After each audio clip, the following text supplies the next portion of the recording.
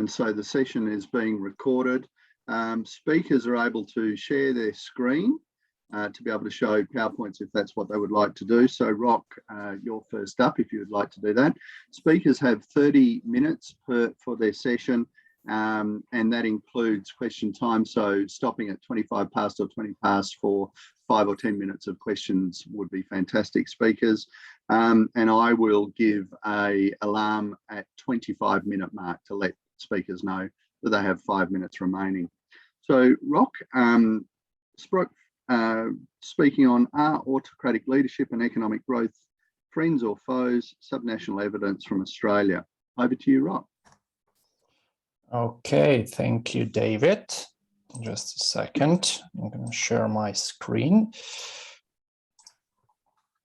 Okay, can everyone see the screen?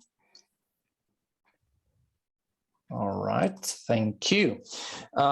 Okay, so this paper is a joint work with David, with Tom Emery, and with Nuno Garupa from George Mason University, and it is about autocratic leadership and economic growth, questioning whether they're friends or foes, right? So to kickstart this discussion, what the literature basically has learned over the last 20 and even more years is that economic growth trajectories of resource-rich states, that lack mature political and economic institutions have attracted quite a little bit of the scholarship, right? So the general thirst of this literature, right, is that some developing nations, have a tendency to achieve higher rates of economic growth, right, in the presence of strong leadership capacity that has been associated with dictatorship, with political autocracy, or at the very least with weakly institutionalized executive constraints, as Jones and Okun would put it, right? But what we try to do in this paper is to extend the narrative of this analysis, right, to a developed nation that has mature institutions, right, and simply asked whether greater degree of political autocracy, right, hurts, hampers, right, or actually helps economic growth, right? So to this end, we examined the growth trajectory of Western Australia at a point in time, of course, when it's not superfluous, right, or hyperbolic to claim that its political institutions and infrastructure is well established and mature, right? So we want to shed light here, right, on the importance, right, of benevolent opposed to malevolent autocracy, right, in overcoming the institutional sclerosis, which had been quite of a focal point of the very influential paper by Mankir Olsen in 1965, right? Doing so, we also want to show how benevolent autocracy, right, under the right contextual circumstances, can be used to overcome the resource curse, which Sachs and Warren have discussed at length in their famous paper, right? So the little-known case that we exploit here, right, to estimate the effect of autocratic leadership on economic growth is the case of the premiership of Sir Charles Court in Western Australia, right? What we show here in this paper, right, in a nutshell, right, is that at times, of course, we find evidence of beneficial deviation of economic growth trajectory, right, from its counterfactual, right, provided, of course, that increased political discretion of leaders, right, if this is called, of course, autocratic tendency, right, is used to increase the facilitation of private capital, right, and how to say, more flexible regulatory design, right? So I won't go into much detail, right, but we know that Western Australia was established in 1829, right? It was nicknamed Cinderella State, right? Given its lagging economic development during the period of the long stagnation, right, compared to the states, of the Australia Felix, right? Right. So what has become a general narrative, accepted in the economic history of Western Australia is that precisely what comprised the backbone of the economic development of the state for a long time was a reliance on agriculture and small-scale industry, right? But that was not enough, right, to alleviate the mendicancy of the state, and also the political meddling tied to the federal grant system, right? So in general, of course, many economic historians, many of us in the room would agree that modern economic growth of Western Australia could be attributed to high levels of mineral exports, right? This were in turn driven, of course, by some successive international-led mining booms after World War II, right?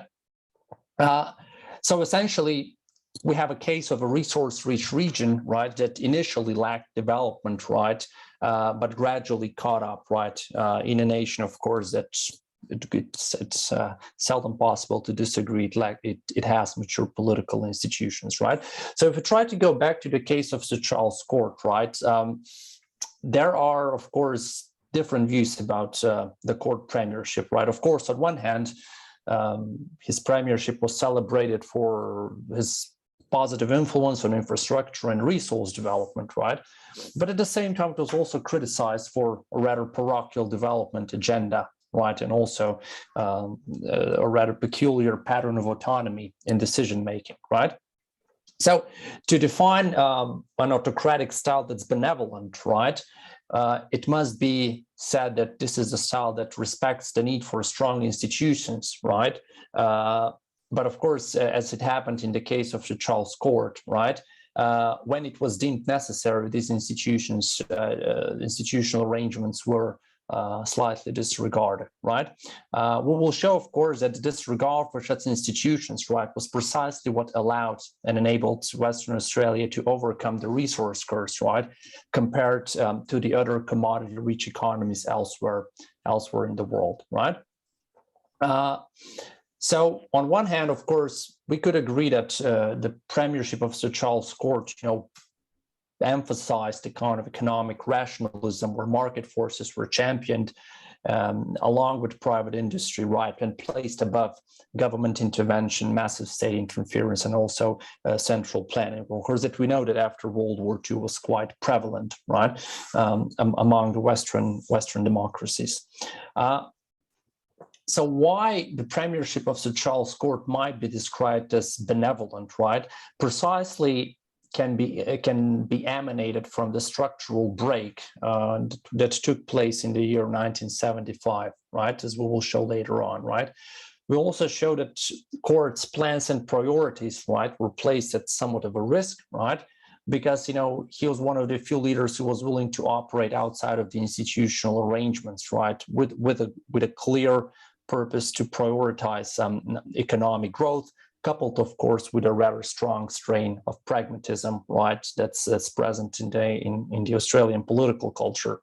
Now, on the other hand, of course, this dictatorship, this type of, let's say, political autocracy, not dictatorship, right, cannot be described as malevolent, because at the same time, of course, there was a clear evidence of rather high respect for institutional checks and balances, right?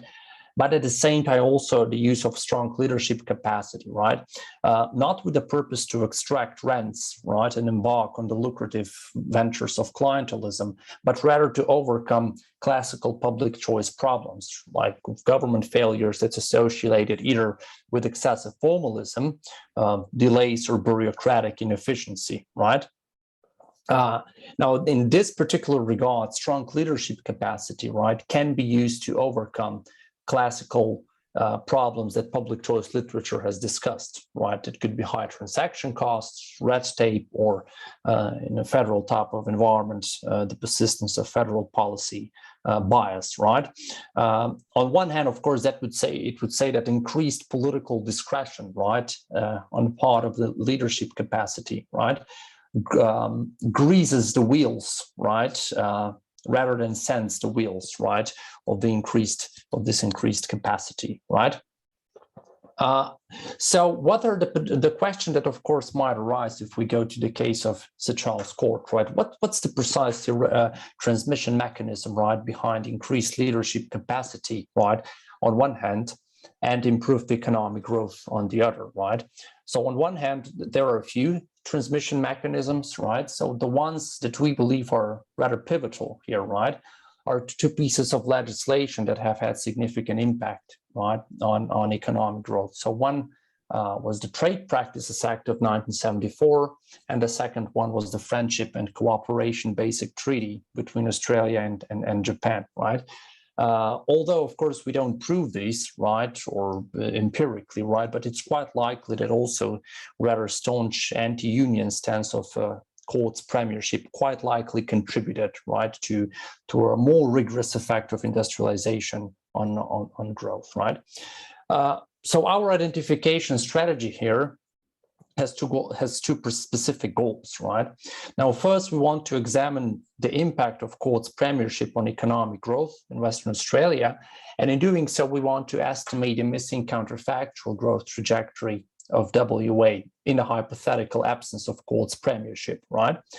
Now, in doing so, in estimating the missing counterfactual, we want to compare the growth trajectory of WA to 4 specific donor pools, so 4 specific groups of control units, right? So first are the other states in Australia, second are other countries, third are only mineral-rich countries, and the fourth are regions, right, rather than countries, of course, where court's premiership is not perceptible.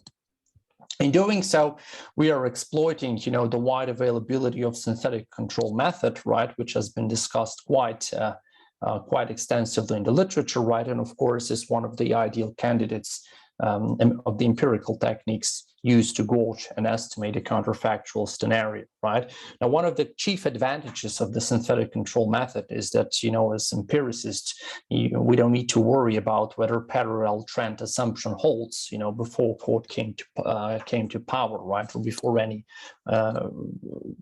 concerning shocks basically happens, right?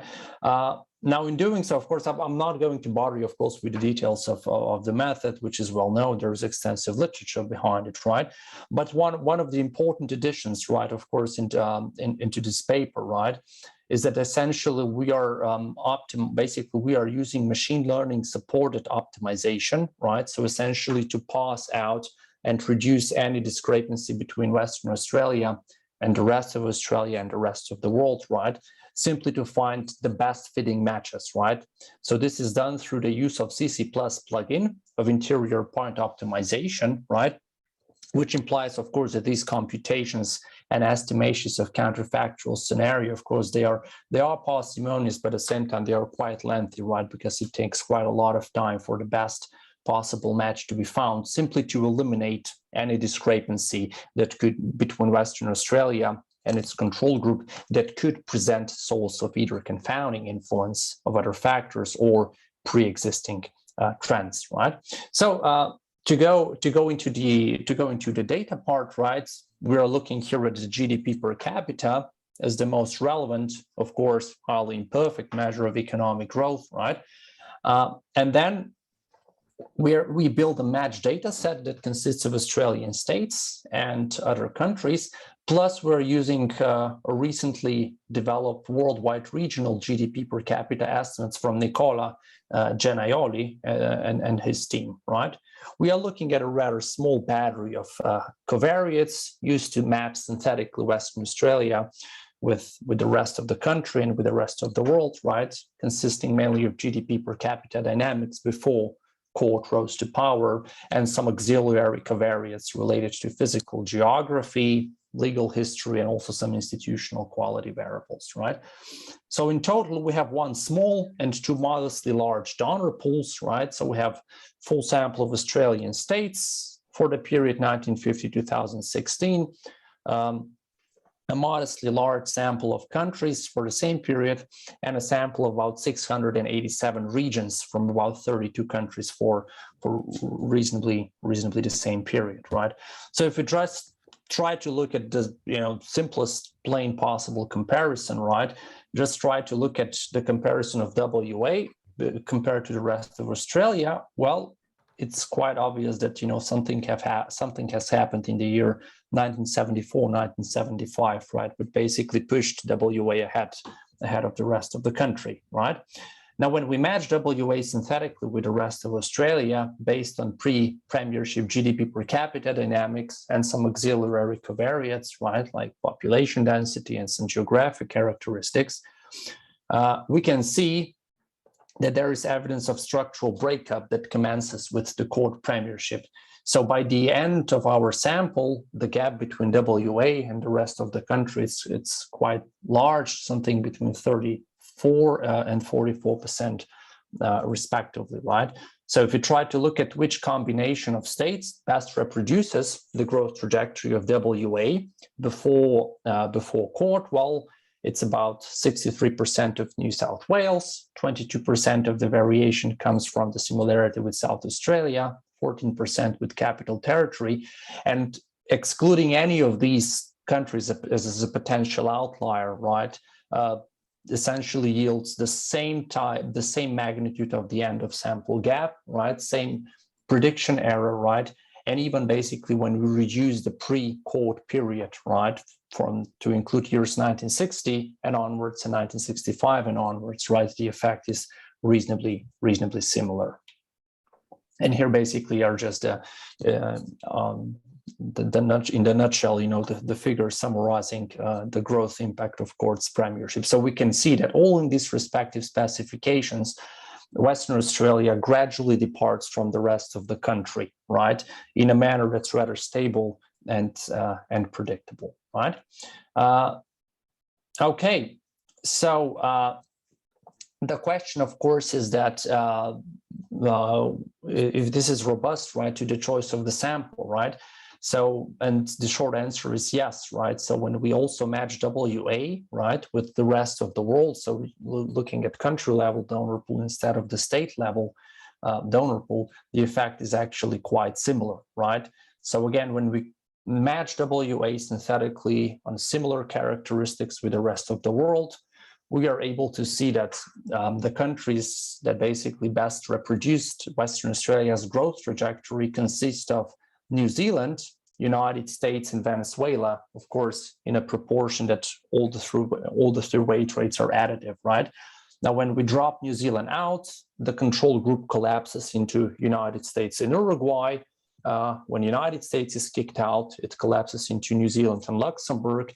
And if for some reason we believe that Venezuela and Western Australia cannot be compared, right, given, you know, distinctive colonial experience, right, or any other factor, right, the control group collapses into New Zealand, United States, Uruguay, and Iraq.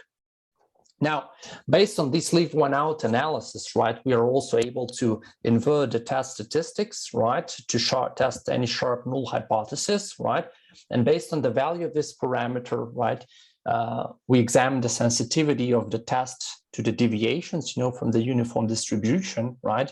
And based on a recent paper and the technique developed by Firpo and Placebo, we are able to build confidence bounds, right, on the point estimates, right, from these tables here, right? Now, when we look at country level analysis, basically here we are able to show that, as we can see, the log normalized GDP per capita gap, of course, it's positive, right? Confidence bounds are kind of wide, right? But they are generally they generally testify to the significant impact of courts premiership, right? Now, the question that, of course, is this statistically significant or not? So we do two types of placebo analysis. One is that we permute courts premiership to the other parts of the world, of course, because court was unique to WA, right? He wasn't in power anywhere else, right? And the second one, instead of in space, it's the in-time placebo analysis, right? So basically, we deliberately reassign the court's premiership to a deliberately wrong date, right? To see if there is any evidence in support for differential trends or shocks, right, that could taint the counterfactual scenario. Based on this reassignments, we are also able to calculate permutation-based probabilities that the estimated impact happened at random, right? Because if we are right, then this probability should be low. So the gap should be quite unique to WA, right? If we are wrong, of course, these probabilities should be very high, right? Now, as we can see, when we permuted the shock to the other parts of the world, right, we can see that post-1975 GDP per capita gap appears to be quite quite unique to Western Australia, right? The probability that this would happen at random roughly falls to the 10% threshold, right, and remains there since the 5th year after court came to power, right? Now, what about the in-time placebo analysis, right? So what we decided, is an in-time placebo analysis. We shifted the treatment year to the year 1983, which coincides with the Burke premiership, right? So with the change of the government from Liberal to Labour, and we find no evidence of this structural breakup. As you can see, the curve of the synthetic and actual Western Australia actually appears to be the same, right? Before and after the Burke premiership, right?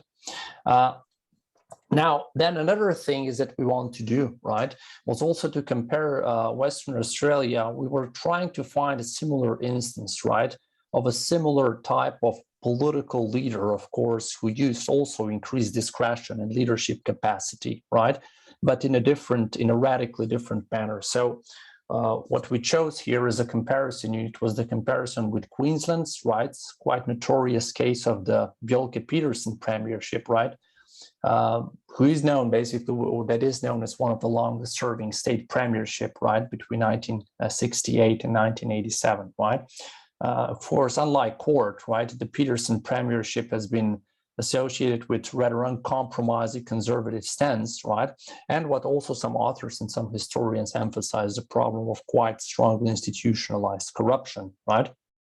Now, when we do difference in differences analysis, right, either with or without state-specific time trends that takes into account differential dates of premiership, also the heterogeneity in the timing of the premiership, we can see that in case of Petersen, we find rather zero effect and a rather quite strong or modestly strong positive effect of Court's premiership on the trajectory of growth.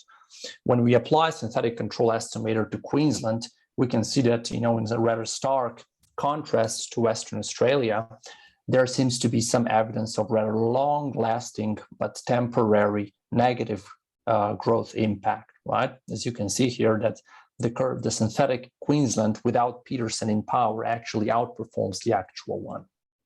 Now, lastly, we also did two other robustness checks. So one was that we only compared Western Australia to mineral-rich countries, right, to see if there is any difference. Now, of course, on one hand, that leads to rather sharp reduction in the donor pool from about 100 countries to only 19 mineral-rich producers, which we were able to identify using the Handbook of Natural Resources, right?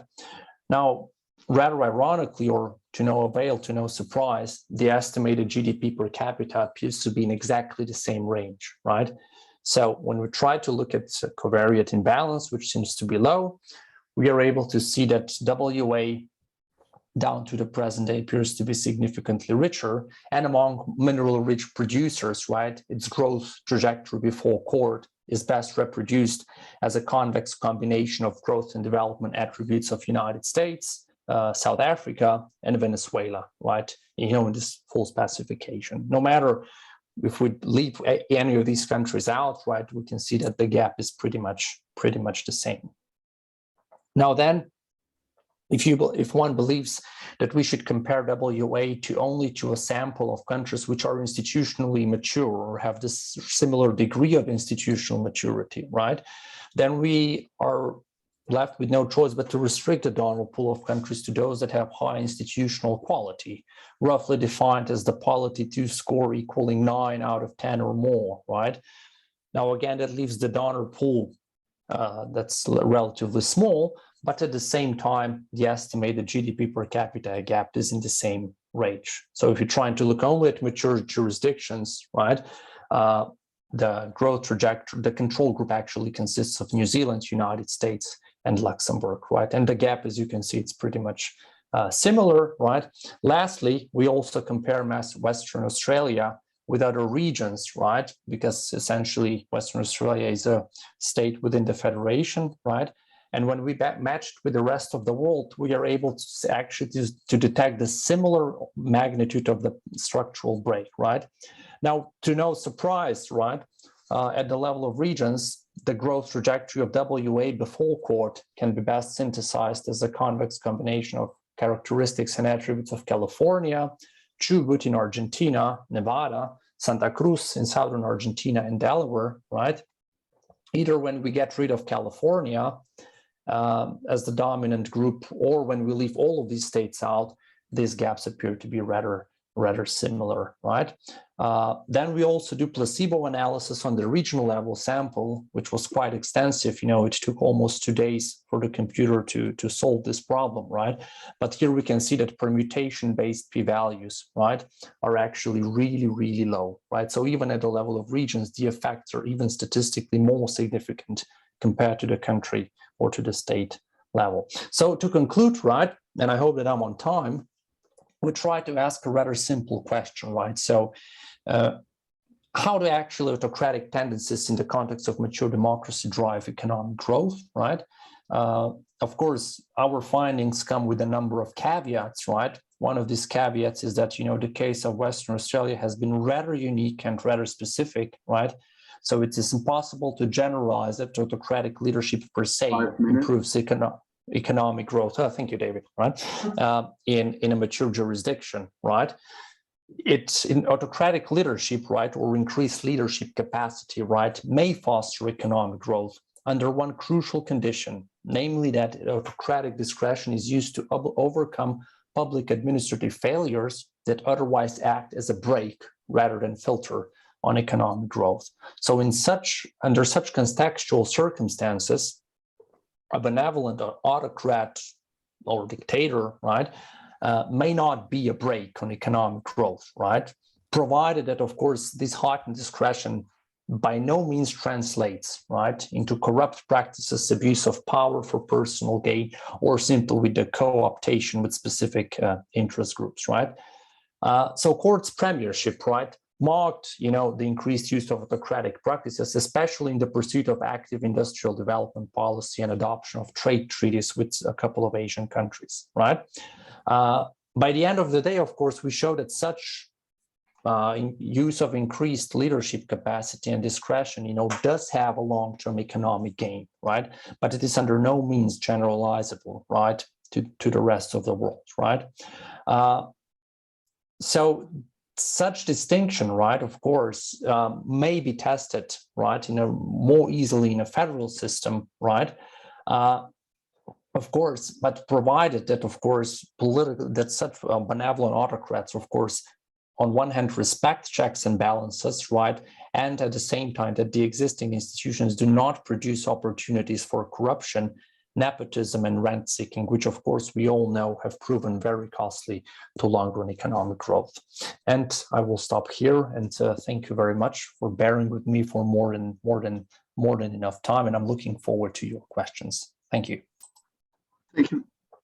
Thank you very much, Rok. I think, Claire, you have a question, or are you clapping? I'm not sure which, I'm sorry. So we've got a couple of claps. Any questions? Hands up. Florian. So I've got a question about levels versus trends.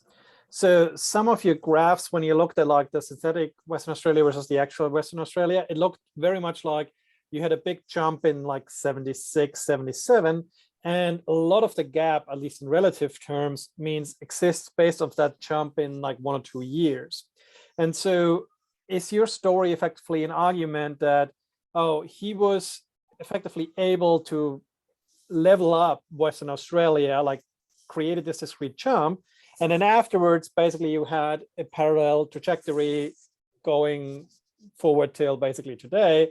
Or is your argument trying to kind of say like he systematically changed something, and then basically Western Australia is able to grow consistently higher?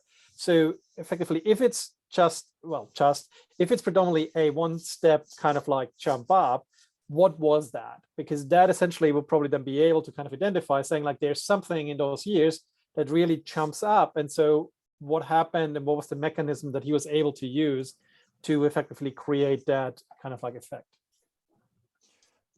Okay, Florian, thank you very much for a wonderful question, right? So I will try to be short and precise, right? So What our view is basically the following, right? So basically, it mainly goes in the direction of the first option that you mentioned. So in a level up effect, right? And then basically the structural break in 1975, 1976 that you're mentioning, right? Precisely happened not because of the single trigger, right? But because of this multitude of triggers. So on one hand, there were significant, let's say, opportunities, right? That occurred, especially the trade relationship between Japan and the rest of Asia, right? Now, of course, in this particular regard, court stepped out of this, constitutional arrangements, so, he went several times against the federal government in Canberra, right, to achieve this, right? It doesn't mean that this is per se the only factor, right? But clearly we believe that this was one of the key triggers. So essentially we had a level up, without which, of course, WA would most likely miss the boat and it would follow the counterfactual trajectory, right? Now, of course, there were other factors, mainly they all revolved around the pursuit of rather more active, more rigorous industrial policy, right? Which, of course, at times would not be possible, of course, if these institutional arrangements, by the federal government were fully respected, right? Now, especially, of course, many readers, of course, especially we've come this across many times, United States, they mix this, by saying, oh, but, so we have an autocrat in power. No, it's different, right? So basically and precisely this level up effect, of course, mainly in our review occurred through these trade treaties, right? Which Court did at his own fist, right? Against the Canberran government, right? And it's also important to say, the effect was not super large because also, as you can see, the evolution of p-values, it evolves gradually, right? So there were a number of important policy steps to be taken, but of course, these policies needed time to materialize, into growth benefits, right? It's just our view, right? But it's not fully exhaustive. Rok, thank you for that. We're out of time now. Paul, I noticed your hand is up. I think to ask a question, but we'll connect you with Rok afterwards to ask that if that's okay. I'm happy to use up a little of my time to ask Rob a question. All right, then I'm starting the clock on your paper, Paul. I don't know whether presenter time is tradable in that manner or not. Look, Rok, I was not sure I completely understood the role of the synthetic controls and the other controls in the paper. But I guess my concern about the argument is comparing a state within a federation to countries. So I don't know whether you have any comments which might, remove my error or clarify my understanding about what exactly you're arguing there. And the second question was about, I find the whole thing more convincing, particularly the story you tell at the end.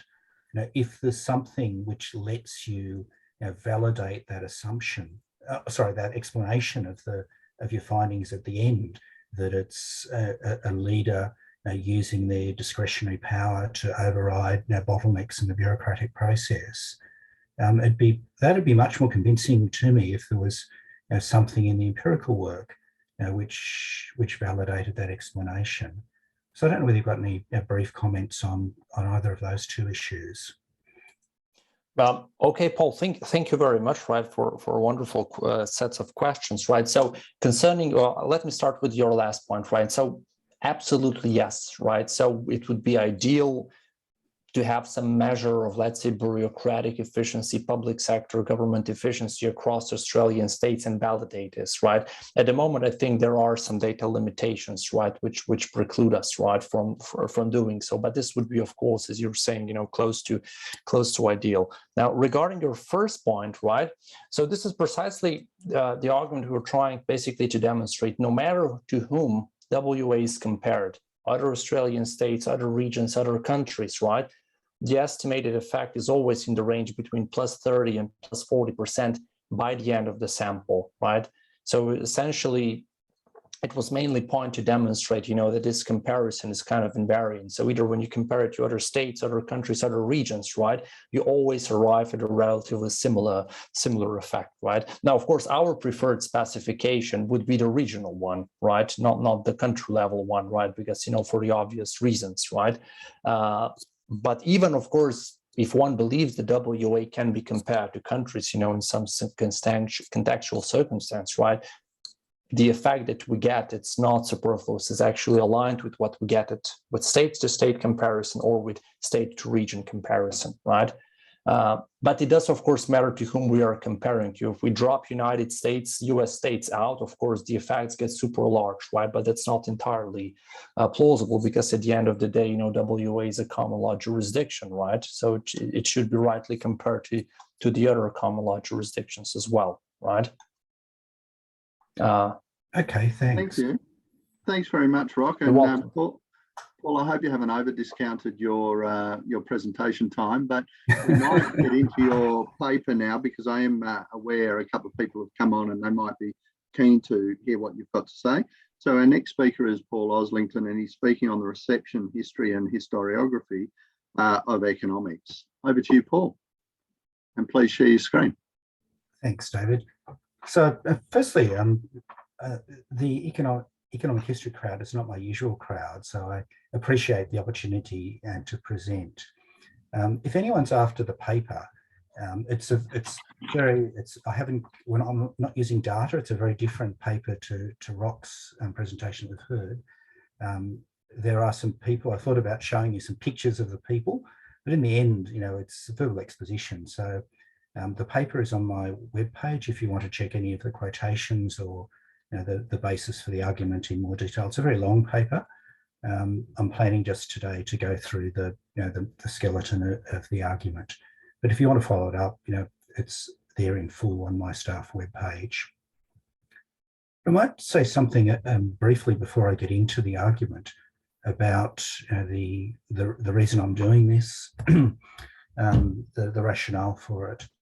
Over the past year or so, I've organised sessions at the Economic Society, at the Reserve Bank, a presentation at UWA, one at the AHA, which Claire, who I think is on the line, was a co-conspirator in, on the future of the history of economics as a discipline. The future of your discipline is something that economic historians, I guess, concerns about the future is something that economic historians and historians of economics share. The future of the history of economics in Australia, to me, doesn't look at all bright. But I think the survival strategy is getting out of our comfy but dying club and engaging with the wider world of intellectual history, history of science, economic history, etc. At times over the last year, I felt like I'm a bit of a travelling evangelist for that message. But I guess today, part of the reason I'm at the conference and presenting, is this message which I've been speaking to others about, about how we all need to engage with each other's work in this space between intellectual historians, economic historians, etc. It's much more a paper about the history of economics. It's an engagement with the wider historiographical world, which I argue is could be a benefit to historians of economics. But I hope it is of interest to economic historians, because a lot of work in economic history has got an intellectual history component.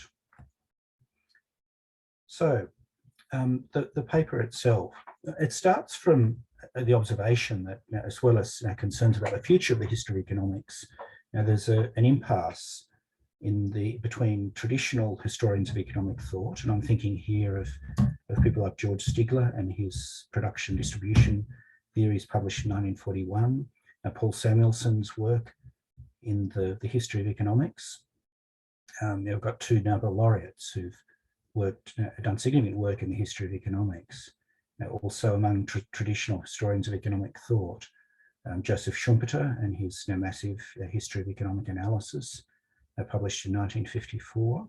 But perhaps the sharpest example of a traditional historian of economics, and unapologetically traditional historian of economics, is Mark Blaug, who's best known for his text, Economic Theory in Retrospect. So on one side of this impasse, you've got these what I've called traditional historians of economics, who mostly have a background in economics and are writing very much for their economist colleagues. And they're writing from the perspective of the present, they're making a great deal of use of the tools of contemporary economics. On the other side of the impasse, you've got the group that I've called the contextual historians. So the contextual historians are very critical of traditional history of economics. The leading representatives, I guess, would be Quentin Skinner, who's more a historian of political science than of economics. But among economists, Donald Winch would be, who died recently, is, I think, without doubt, the preeminent contextual historian of recent times. But also, I'd like to throw in one whom I'm a fan of, Jacob Viner, who was actually Winch's PhD supervisor. And there's a section of the paper where I trace some of the links between Winch's contextual approach and Viner. Anyway, what's the nature of the impasse? So I've mentioned some of the personalities, but the contextualists accuse traditional historians of economics of many sins. So these sins include absolutism, anachronism, disciplinary insularity, teleology, which is a very great sin indeed, idealism in the sense that economic ideas possess an internal logic of unfolding. Another terrible sin, writing so-called Whig history. And some of the contextualists even accuse the traditionalists of not writing history at all. Donald Winch is in print as accusing the traditionalists of this.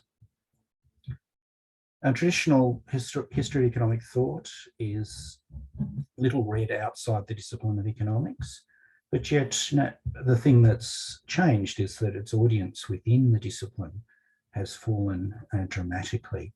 A few contemporary economists read the history of economics. It's very little taught, particularly in the graduate schools of the leading US universities, and that form most of the leaders of the profession. So such are the sins of traditional history of economic thought according to the contextualists. But the contextualists have their own problems. Their histories are little read by economists.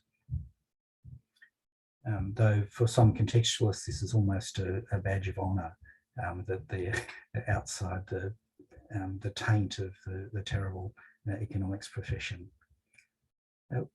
Another problem is that the contextual methods don't seem to be able to support large-scale histories of economic thought. So Donald Winch has mostly written about fairly limited periods. It works well for small periods, but it doesn't work well for large-scale histories. I'd have to say that one of the motivations for this paper as well is that I'm writing a history of economic thinking in the Christian tradition for Harvard University Press, which is a large-scale history, covers an immense span of time and space. And so, although I'm personally attracted to the contextualist methods, they don't seem, they're really problematic for the sort of project that I'm engaged in. Contextualists have also been accused of writing obtuse and somewhat turgid histories, at least measured by the tastes of economists. But in spite of these problems, contextualists, I think it's fair to say, have claimed the historiographical high ground within the history of economics, the subdiscipline of the history of economics. And these days, people who write traditional histories of economic thought either completely ignore the historiographical discussion, or write with some timidity and embarrassment about their methods. Now, in thinking about this impasse that I've sketched between traditional and contextual historians of economics, it's interesting that there's a very similar impasse which the German literary critic Hans Robert Jauss outlined in his own discipline of literary history. Jauss is not well known in the English-speaking world, but he's a big deal in in the German worlds of history and literary studies. His 1967 inaugural lecture is being described as the most celebrated inaugural lecture in the history of German literary criticism. And it's this inaugural lecture, which is plus some of his later books, is the source for my account of Jauss's historiography. Jauss observed in this inaugural lecture an impasse between what he called the positivistic history and philology, which he observed were dying because he felt that its practitioners had reduced literary history to mere description of literary works. He didn't see much in the newer Marxist-inspired histories of literature. He dismissed them or criticised them as confining their attention to the conditions of production of literary works rather than attending to the works themselves. While the other big deal, the Russian formalist literary criticism, concentrated in his view on the stylistic tools and tended to avoid engagement with the literature itself. So in Jauss's view, none of the existing approaches provided a coherent and fruitful framework for writing literary history. The fundamental problem, in his view, was the inability of the existing approaches to literary history to bridge a gap between the methods of literature and of history. I think there's quite a bit of similarity between the impasse that Jauss observed in his own field. You can tie up some of the current approaches in the history of economics with some of those approaches that Jauss described in his inaugural lecture. But I think the fundamental similarity is that Jauss has observed inability to bridge the gap between the methods of literature and history. It's the same as the inability of the current approaches, whether they be traditionalist or contextualist, to bridge the gap between the methods of economics and the methods of history. Jauss's solution to this impasse, which he observed, was to develop what he called an aesthetics of reception, rooted in the hermeneutic philosophy of his teacher, Hans-Georg Gadamer. This has evolved into what's now known in literary circles as reception history or reception theory. And what I do in the paper is to describe at some length Jauss's reception history proposal, including its roots in Gadamer's philosophy, and then compare Jauss's approach, firstly to the contextual approach of Skinner and Winch, and then to the historiography of underlying the traditional approaches of Stigler, Samuelson, Schumpeter, and Blaug.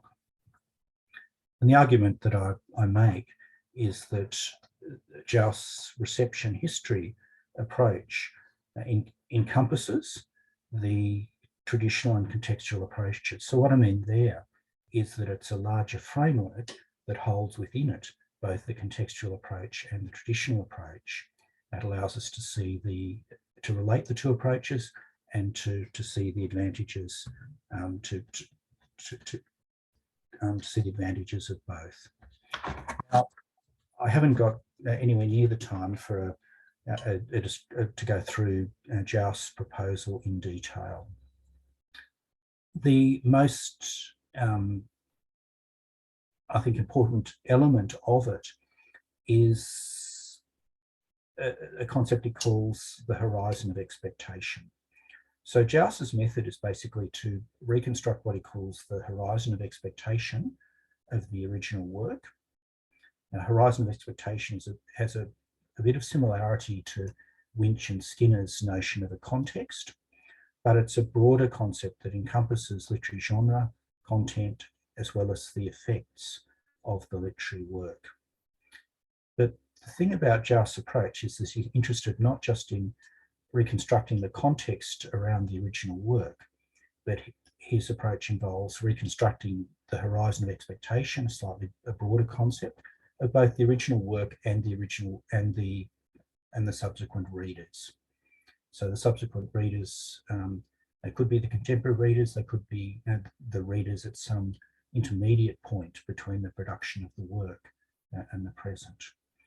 And understanding is coming to an understanding of the work, or ascertaining the meaning of the work, is an iterative process in the style of this sort of hermeneutic philosophy, an iterative process that moves between the horizon of expectation of the original work, the horizon of expectation of the horizon of the subsequent readers, and the text itself.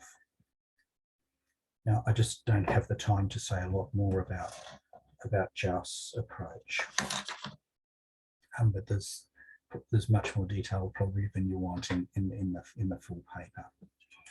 Comparing Jousts' approach with the contextualists, now with Quentin Skinner, particularly his very famous 1960 paper in History and Theory, and his famous rule for interpretation of texts, where no agent can be said to be meaning something or doing something that he couldn't have been brought to accept as a description of what he'd meant and done. So that's a rule for interpreting texts that puts all the emphasis on reconstructing the context around the original text. Now, as I intimated a few moments ago, the big difference between the contextual approach of Skinner and indeed of Donald Winch is that Jousts pays much more attention to the context of the readers. It's not just the horizon of expectation of the text, but the horizon of expectation of the contemporary reader, which has to be reconstructed. So in comparison with the contextual approach, the reception approach of Jousts is much more self-disciplined about where the contemporary reader is coming from. And the horizon of the contemporary reader has to be reconstructed with the same care and rigour as the horizon of the original text. And so that Jousts argues leads to a greater self-consciousness about one's contemporary reading position and a better understanding of the texts. The fundamental issue, I argue in the paper, the fundamental reason why Jousts is offering something better than the contextualists is that Jousts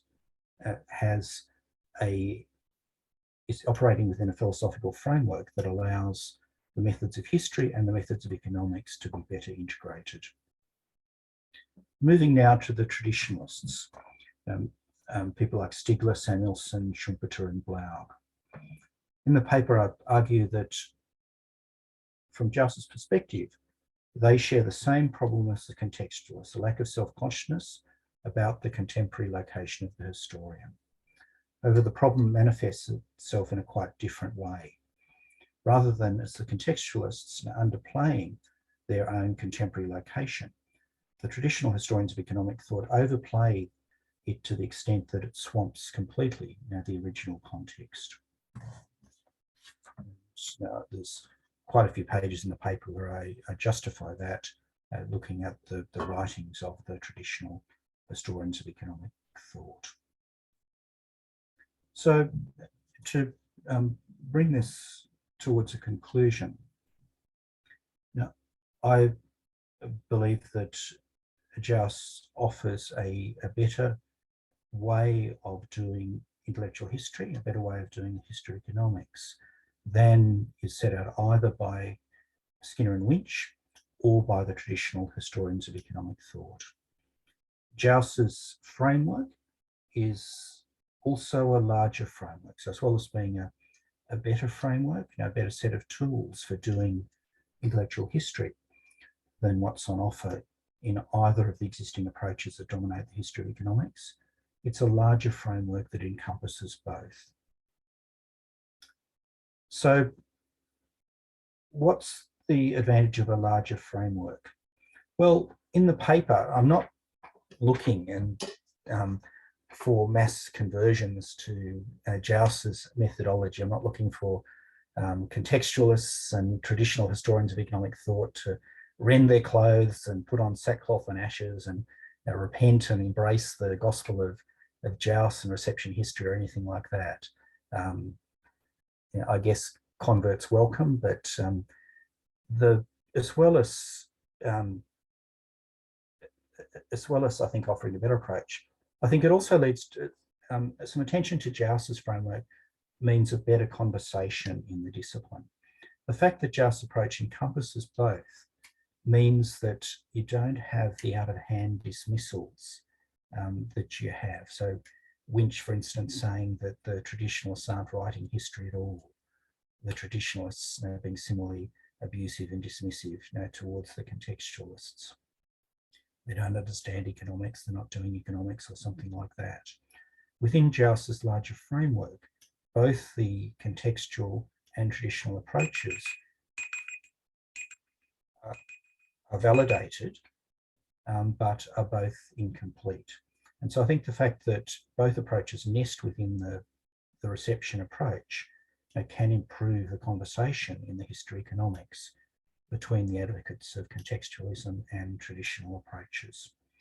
So that's the paper. I'd welcome any comments or questions. Thank you, Paul, and well done. That's the 6 minutes, folks. So if anyone's got any questions, please put up your hand or yell out. Florian. So obviously, I don't really know. I have to admit, I'm one of those products of American schools without too much history of thought. But I've thought about question about looking beyond economics. So there are obviously other quantitatively oriented social science disciplines, part of sociology, part of political science. Are they facing the same dilemma that you kind of describe with different approaches kind of booking? And would reception history be, is this used there, or would that be something that kind of an approach that kind of saying look, it can work in economics, it can also work in these other fields? So it's how is the applicability of that kind of a framework approach? Is that really just specific economics, or would that be more broadly in kind of any kind of quantitative oriented social science kind of applicable? Yeah, no, thanks for your question, Florian. Joust's approach is a general approach to doing intellectual history. So in principle, it can be applied to the history of science, to the history of politics, the history of economics, anything, any variety of intellectual history. Now, I don't know the scene in political science as well. Certainly in history of science, the contextualist is very much one there, and there's very little of the traditional, what economists would call the traditional approach happening in the history of science. I think actually the Joust's approach could improve the conversation in history of science by connecting some of those conversations up in the history of science with contemporary practice in science a bit more. But I just don't know the scene in political science as well, Florian, to offer anything much more in answer to your question. Thanks. Anybody else?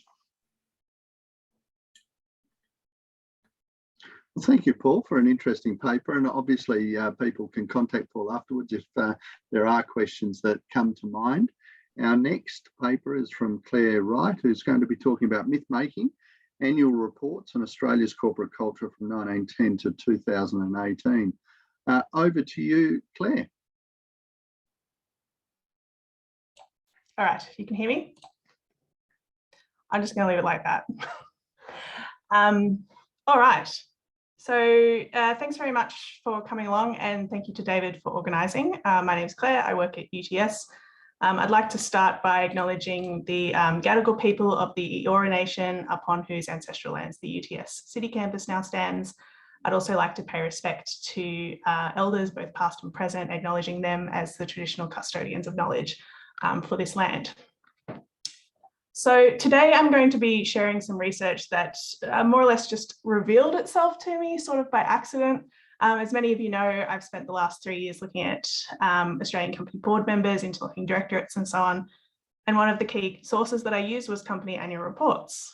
And during my archival research, I noticed significant changes in the way that annual reports were presented, not just the length and detail and what was actually reported on, but changes in materiality, such as how they were produced, what they were printed on, and things like that. So this sent me down a bit of a rabbit hole in terms of corporate communication and the purpose that annual reports have served over time. And this is the result. So annual reports are a key organisational form that through which a company discharges its accountabilities. Reports can be used to genuinely address issues important to stakeholders, or it can be used as a way to meet public expectations and placate criticism.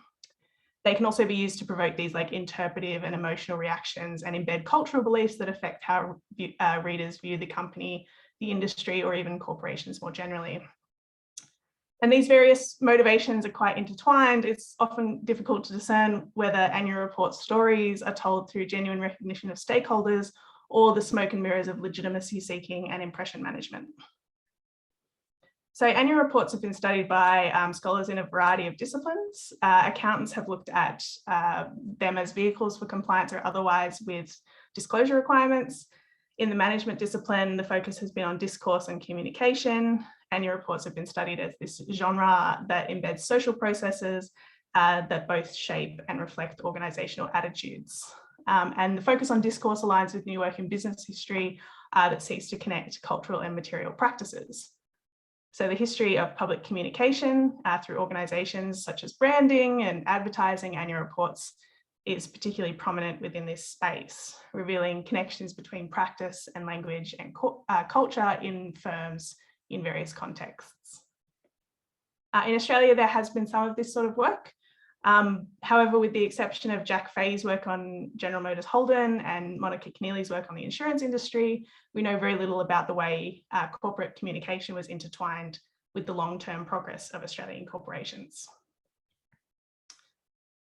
So the main thing I contribute here is, and Jack and I have talked about this, is complementary to Jack's work on General Motors, which is like one company, and then my thing is a bit of a longitudinal content analysis of large company reports, sort of reporting on a shared reporting practice amongst the group and changes in this practice over time.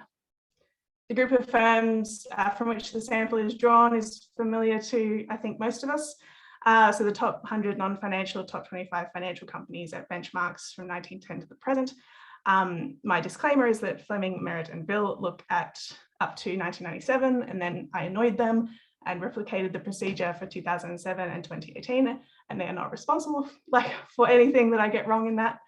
And from these lists of top firms, I then selected around 40 annual reports for each of the benchmarks. The selection was fairly random for more recent years where there is an abundance of choice, but for earlier benchmarks, obviously I was restricted by availability of records. And the National Library has quite an impressive but not a complete record of company annual reports for this period. And I'd also like to thank Chris Monarchs in Canberra, who was a really great help with collecting some of this data at a time when I couldn't leave my 5-kilometre radius. So the content analysis is fairly exploratory, focusing on the overall form of reporting. Basic data includes the length of the main and back sections, the length of the overall report. Discussion of company directors and executives includes the style of photographs and the qualification and experience noted for leaders. The statement from the chairman and chief executive is, as we know, one of the most widely read, one of the most discretionary aspects of the annual report. And I look at the inclusion of corporate social responsibility objectives, the authors sort of recognise stakeholders. Regarding disclosures, the data focus on the voluntary disclosures in the narrative section, in the categories listed there on the slide. Okay. So this is a tale in 3 acts. The first is from 1910 to 52, so the first half of the 20th century. Company annual reports were first required in Victoria as early as the 1890s, partly in response, to the misadventures of the property boom and subsequent depression. Annual reports at this time were not the primary form of public performance. Instead, prospectuses, so documents enticing share investment, engaged the latest printing and design technology, and hyperbolic writing from journalists and novelists. To compare, Australia's first annual reports were dry and unimaginative, with black and white printing, uniform font and layout, and no personality from company leaders. Comprehensive accounts were seen as benefiting competitors, and so a brief balance sheet, a cursory report from directors, and around 2 pages was the extent of their obligation. Half a century later, the form of Australian annual reports had changed very little. Average length in these 3 benchmarks hovered around 10 to 11 pages, with most of that taken up by the balance sheet. So next is a period where it gets a little weird, a period of experimentation and design. So in the middle decades of the 20th century, annual reports became a key public communication tool. The prospectus, which was sort of the vehicle for this, became more regulated, more or less the domain of lawyers, whereas annual reports became more stylized. Companies began to employ graphic designers and advertising agencies to produce their reports, and much of the hyperbole previously contained in the prospectus found its way into annual reporting or other forms of institutional communication. In the 1950s, with early movers such as General Motors, Dalgety, Carlton and United, David Jones, reports changed from those short leaflets that we saw before to bound magazine-style documents. Average length doubled in the decade between 1952 and 1964, and companies used embossed cardstock, colour printing, company logos and photographs to differentiate their design from others. At the same time as companies began to use this visual design for corporate storytelling, financial disclosure requirements became more stringent. Financial disclosures were sort of periodically reviewed across the mid-20th century, usually in response to some sort of corporate failure. And in 1961, the various state rules were brought in under the Commonwealth Uniform Companies Act. And there were disclosure requirements for companies that were standardized across jurisdictions and a requirement that financial statements be endorsed by an auditor. Over the 1970s and 1980s and 1990s, there was a gradual intensification of standards required of company accounts. So this emerging dichotomy of purpose, so financial disclosure to meet intensifying regulatory conditions and corporate storytelling as a replacement for the company prospectus, essentially divided annual reports into the main and the back sections that we now are familiar with. In the 1950s, only 15% of the sample had a back section, whereas from the 1990s, back sections had become ubiquitous, and the relative length of the back sections had kind of blown out to about 3 times the length of the main section. Although this may indicate on the surface that there is an increased emphasis on financial disclosure, which I think we would agree would be a good thing, the design of these sections indicates that their increased length was due to regulatory pressure and meeting that pressure rather than a communication strategy from the company. The main section had become the company's public performance, whereas the financial statements were presented as this like austere, objective, rational counterpoint. And the third main change, featuring my favorite photograph of company board members on the left, was the personalization of company leaders. So prior to the 1960s, as with imagery more generally, there were no photographs of directors or executives. By the 1960s, a handful of companies, similar early movers as before, a handful had started including photographs, and this had increased to about 80% of the sample by the 1990s. Most reports included individual professional photos, so headshots, but occasionally there were also group shots of the director and executive team sort of inspecting things and poring over balance sheets, engaging in very serious corporate business. Biographies were also used to personalize leaders. In the first half of the 20th century, reports were pretty vague about who was actually running the company, though pastoral companies, for example, established that their leaders had the appropriate social and professional standing by noting that directors were either graziers or city gentlemen. In the late 1970s and early 1980s, professional biographies began to be included in annual reports alongside their photographs, establishing directors' and executives' appropriateness for their task. By 1986, 88% of the sample had small paragraphs detailing directors' qualifications, age, professional work, and other company directorships. Statements from the chairman and chief executives were important for this personalization as well. So prior to the 1950s, reviews of operations were either anonymous or signed off by the board as a whole.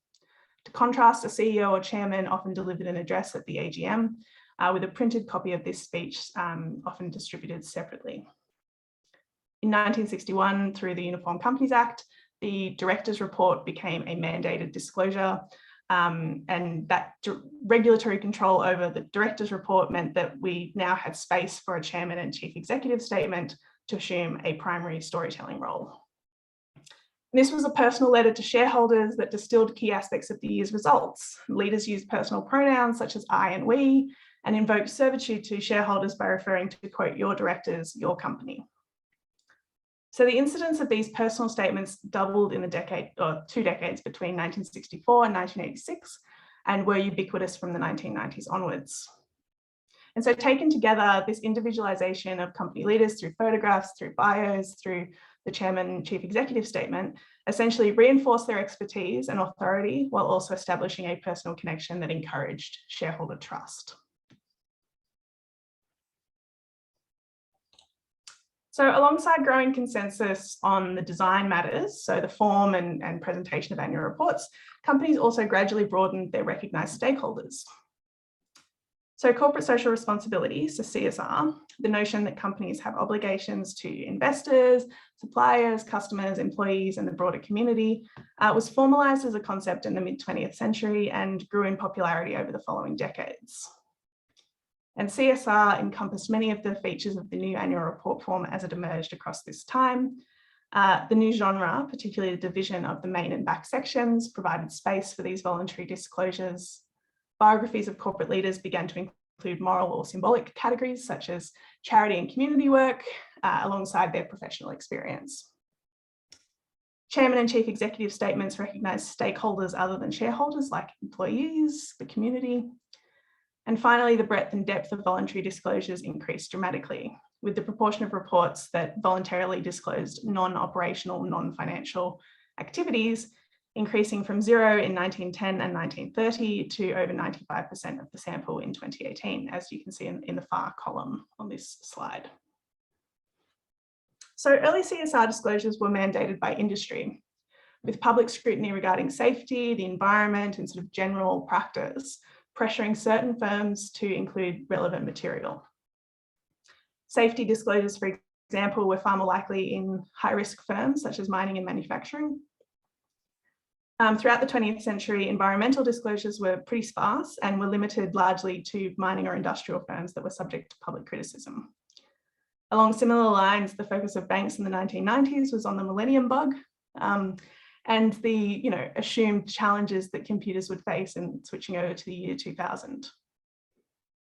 Harm reduction initiatives were largely reserved for gambling and alcohol companies, and disclosure of corporate governance and ethical lending practices spiked amongst banks following the 2018 Royal Commission. In addition to expectations on certain industries, companies in general also experienced a transformation in how they were expected to exist in Australian society. The broad sort of contextual strokes, sort of drawing on a literature, is that over the second half of the 20th century, the perception of the role of companies changed from this like Cold War ideology that highlighted their role in stabilizing global capitalism to the emergence of new social movements in the 70s that encouraged social responsibility around labor and the environment and human rights. Neoliberalism in the 1980s decreased new interest in CSR, and from the 2000s, widespread corporate irresponsibility and societal concern with climate change and labour practices and so on increased demands for comprehensive CSR disclosure. So in 2018, Wesfarmers chairman Michael Chaney argued that their CSR activities were driven largely by these sort of broad expectations of the role of corporations. Quote, "As for the suggestion that focusing on financial outcomes is incompatible with good corporate citizenship, we couldn't disagree more. The reason listed companies exist is to provide financial returns to shareholders, but that does not give them license to put profit before good behaviour." So disclosure of employee and community activities reflected the rhetorical transition in how corporations saw their place in the world. Companies were generally inward-looking, through the mid-decades of the 20th century, with recognition of employees the first frontier for widespread voluntary disclosure. David Jones, for example, in the 1950s and 1960s, changed from being quite dismissive towards staff seeking basic wage increases to noting their appreciation for staff for their efforts in the year. Expectations for community activities expanded throughout the 1980s and 1990s to include support for various charities, cultural institutions, medical and hospital research, and scholarships and grants for underprivileged groups. Community disclosures increased to 80% of the sample in 2007. And by the 2010s, there was widespread recognition that corporations played this wider role in the community than simply the sale of their product. CSR disclosures for diversity and inclusion and the environment were essentially demanded through specific activism. Diversity and inclusion was not mentioned until the 1980s, at which point the work of the second wave feminist women's movement meant that companies began to disclose their progress on affirmative action. By the 2000s, women in work and leadership was once again on the agenda. The proportion of companies that disclosed diversity initiatives increased threefold between 2007 and 2018, with most focusing on gender diversity to the exclusion of other minorities. Environmental reporting went from an industry-specific disclosure to a sector-wide expectation. In 1998, the Australian government required companies subject to any particular and significant environmental regulation to report on their performance. Although this was pretty vague and ineffective, what does particular and significant mean? But alongside this growing public pressure, the government mandate meant that environmental disclosures increased from a third of reports in 1997 to 85% of sample companies a decade later. As above, there were still some industry effects, with mining companies much more stringent in the depth and specificity of their reports. However, recognition of climate change, environmental matters became common across the board. So just to summarise, throughout the 20th century, Australian annual reports have evolved in three main phases. From 1910 to 52, they had this uniform style and content focused mostly on the presentation of statutory information. From the 50s to the 80s, companies invested in and experimented with the presentation of reports and used them to convey meaning of operations and encourage trust in managers' stewardship of the company. From the 80s onwards, the look of annual reports was largely fixed, but there were some substantial increases in the breadth and depth of voluntary disclosures that responded to industry, topical, or general changes in what was expected of corporations. It is quite difficult to know who has the power in corporate reporting. Companies pitch CSR as this altruistic engagement with stakeholders, but there is evidence to suggest it's both seen as an opportunity to generate profits or is demanded through socio-political change and shareholder activism. So whether companies have engaged in voluntary disclosure in order to meet these public expectations or to enhance their bottom line, the reality is essentially the same. Annual reports have been intertwined with the nature of Australian capitalism. These quite grand efforts to appear legitimate are essentially an acknowledgement that stakeholders hold companies accountable and that companies are thus subject to the capitalist zeitgeist as it has existed in Australia and elsewhere. Thanks. Thank you very much, Claire. And you've been good enough to unshare your screen, which is great. Any questions of Claire? In that case, I've got one, if I can use the chair's prerogative. A really interesting paper, and particularly from my perspective as an accounting academic, Claire, I'm really intrigued by quite a few bits and pieces that you covered there. I guess I'm intrigued too to know whether or not you have calibrated the data that you've identified in relation to the content of those financial reports with some really important historical dot points. For instance, the transmission of corporations' regulatory powers from the states to the Commonwealth, and also in terms of the establishment of accounting standards that occurred relatively late in the 20th century. And then thirdly, auditing standards. So I'm just wondering if you've had any thoughts on those or any additional commentary. Sure, David, those are really good questions. And I'll start by saying I'm not an accountant. And that's okay, I don't mind. No, but I think that I've worked a lot with people in accounting history and things, and I've more or less taken the required disclosures as changing, but not really the focus here. So my focus here is more on the voluntary stuff. So like, what do they do with design? What do they do with photographs? What do they do with the voluntary disclosures? Because the actual requirements in terms of financial disclosure are quite complicated and also done better by other people, existing work and future work, because there's that sort of specialized knowledge there. But I think that the main issue that I touched on was this like increasing specificity, as you note, of financial disclosures across the 20th century. And because of that, it's kind of everything financial is kind of relegated to the back. Like, oh, we'll just deal with that over here, and we'll have this glossy main section to tell our stories. Yeah, that's interesting. Thanks. Could I say something? Of course, Neil. Yeah, look, I just wanted to raise the fact that a few years ago, annual reports went from having to be printed to, in actual fact, now being online. And of course, companies have used their own online presence to boost themselves up. They all have a web page and so on and so on and so on. So it's not the only form of communication that they actually have with shareholders and the wider society. Just an observation. Secondly is, look, you know, every age has its virtues, and you've got to signal your virtues. And a lot of annual reports have just got a signal virtue, really. And just as a third completely irrelevant point, look, there's an awful lot of powerful players in society, not-for-profit organisations, lobby groups, whatnot, who have no annual report, no meetings, no nothing. But they seem to grab an awful lot of space and time in pressurising companies and society in general. So I don't really think you could answer any of those things, but I'm just throwing it in the mix. Yeah, no, there's very good observations, and there's a lot of the more like contemporary annual report literature that looks at the combination of annual report and website as like a method for determining like virtue signaling and those sorts of things. And sort of for the earlier time period, I considered looking at the prospectus as well as like a vehicle for that too, because that would be the earlier example of that. I decided to just kind of take one text as my main source.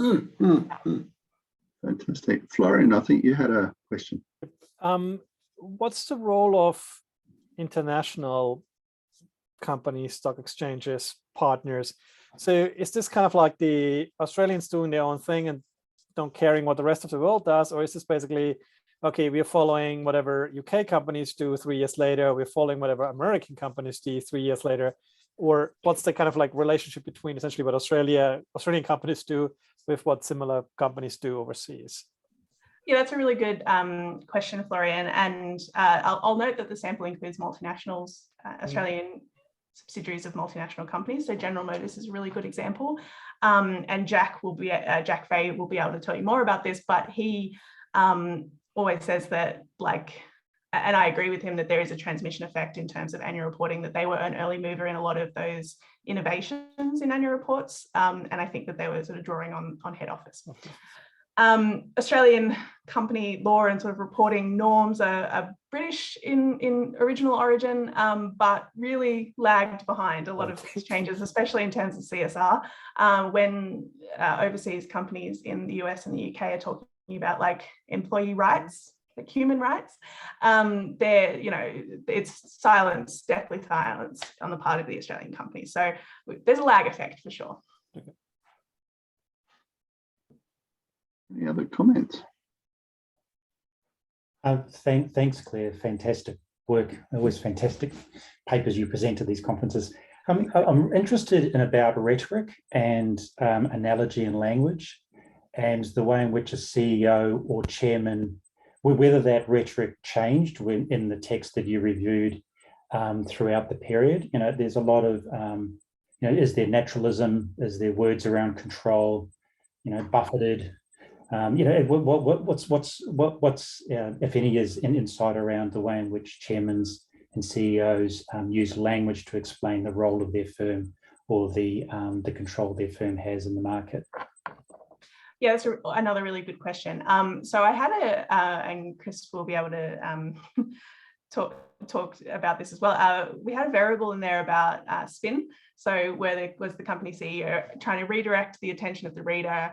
And I was like, oh, maybe that changes over time. Maybe companies more recently are more or less dishonest, like, or you know, like more sort of smoke and mirrors. And really the only thing that matters is this, is whether they've had a good year or not. Regardless of over time, they tend to spin more if they've had a bad year. In terms of the things about like the role of the company in society and that sort of like, you know, are we individual, are we collective or whatever, the sort of the broad strokes that I sketched out before of, you know, this increasing like focus on community and stakeholders other than shareholders and things like that is fairly consistent across the board. Like I'm happy with the consensus that emerges on those matters. Jim. You're on. Good work, Claire. Thanks very much. Very interesting. Yeah, I was sort of thinking similar things as Neil was just now, wondering in a way, you know, you refer to voluntary disclosure. On one level, I'm kind of wondering how, you know, if you like, voluntary it is, given, as you say, the social and political pressures that they're under. And related to that, I wonder if you have detected particular and specific controversies or issues, like, for instance, whether there was any pressure on companies with involvement in apartheid South Africa to divest, whether also occasionally at least reports would engage almost in a degree of political mobilization, as one might have. Yeah, I wonder, for instance, about the banks in the late 40s when Chifley was trying to nationalize them, or more recently mining, as coal in particular is becoming unfashionable. Yeah, so two questions, but I'll deal with the second one in a bit, but the first one about like how voluntary is this? And I think that that's a really good question, particularly for the more recent time period where there is this consensus that we cover these like 5 main categories of corporate social responsibility, that there is potentially something more to be done there, something more detailed in actually how genuinely they engage with those matters, or is it just lip service to the requirement? In terms of the specific instances of which they are reporting on, there is some political mobilization around protectionism and trade and those sorts of things, particularly in the sort of the mid-20th century. And then some of the matters that I kind of mentioned, like the alcohol stuff and the millennium bug, which was hilarious. And the Olympics was a big thing in terms of like demonstrating national interest, national sort of like pride things. So there is this, you know, you sort of pick these things up at different moments, and it's a bit of a snapshot of what was important and what was seen as important to the national consciousness at that particular time.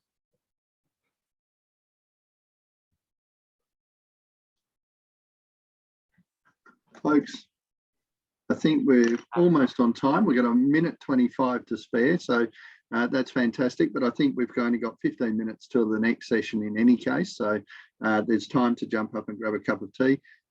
Thank you to Rok, Paul and Claire for what was a really interesting session and quite diverse but interesting questions and commentary, which is always good to see at a conference. So thank you. Our next session, as I say, starts at 3:15 Sydney time, and session 3 link is the right link into that Zoom session. Thanks everybody, and see you soon.